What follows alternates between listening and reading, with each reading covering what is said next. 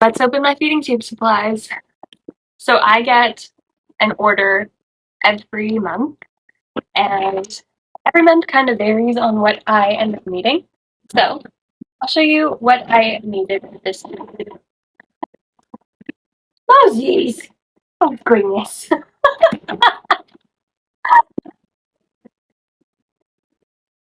Apparently Momo is very interested in the supply haul, so let's see what I got.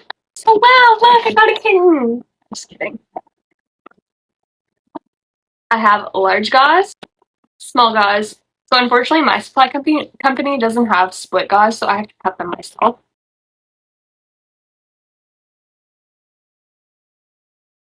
I got 4 syringes, and that is all because I got my formula the week before. This is my supply caddy, so everything that I order goes in here.